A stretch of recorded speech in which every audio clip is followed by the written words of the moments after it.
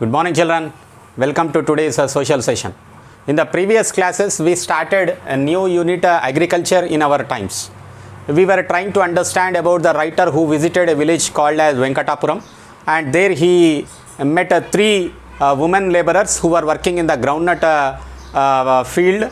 It was a harvesting period, so we tried to understand how much do they earn per day as per the groundnut they pick up. And there was also a discussion between those four members, the writer and the three women laborers, telling about the agricultural jobs as well as the non-agricultural jobs. Even though it is paid a little higher in the non-agricultural jobs, but it is very scarce in the sense you don't find so easily in rural areas the non-agricultural activities in the sense the construction activity. So now today we will learn about the small farmers in Venkatapuram, the farmers who own land of 1 to 2 hectares or 2 to 4 hectares of land, very small plots they own. So about them let us see. So on seeing us talking to the workers, Ravi, their employer has come, and he started. Ravi employs 1 or 2 men workers also and several women workers for harvesting. Harvesting means picking up the ripened groundnut. So that was the harvesting groundnut. Men workers are generally engaged to uprooting the groundnut because it requires a lot of labor. So for uprooting means removing it from the ground. You know to which the groundnut generally grows. This is a plant. Okay, this is a plant. This is a plant. But you find groundnuts here. Roots. These are the groundnuts. So you need to uproot it. You need to remove it from the ground.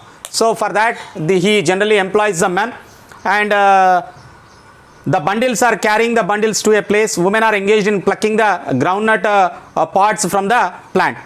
The Ravi was speaking now. I generally employ laborers only for harvesting, and I get others work done with my family members only, and or take the help of other neighboring farmers. So he generally employs only during the harvesting period, but for other works his family members itself are going to work.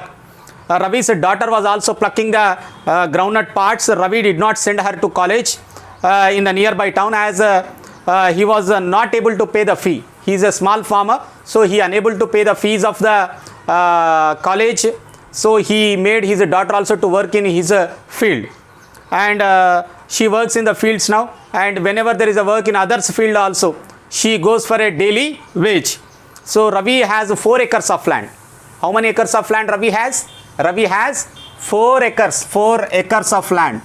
Ravi has 4 acres of land, and with a borewell. Even he has a borewell also. There is no well, but borewell. You have a borewell at home?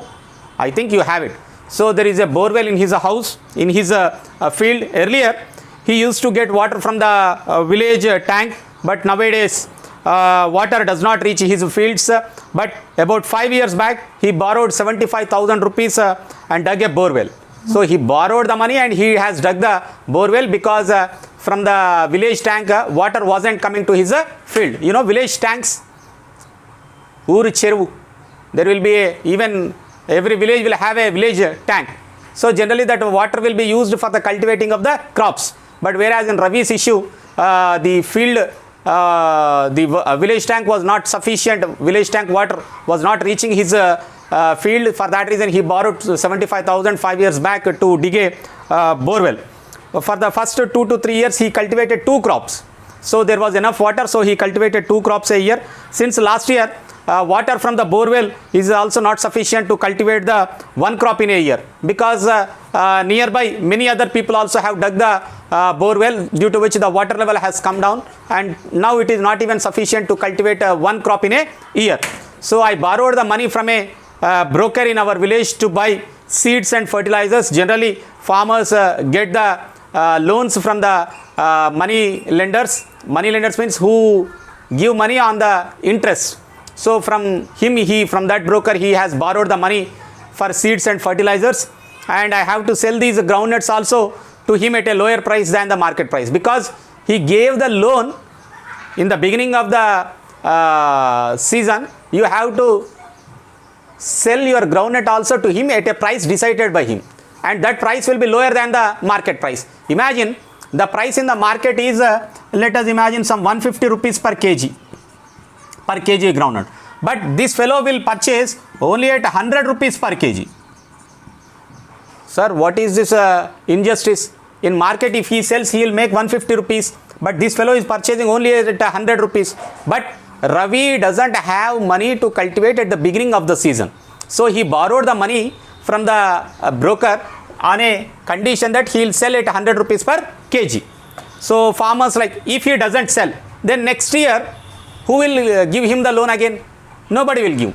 For that reason, he has to sell him only at a pre-decided price.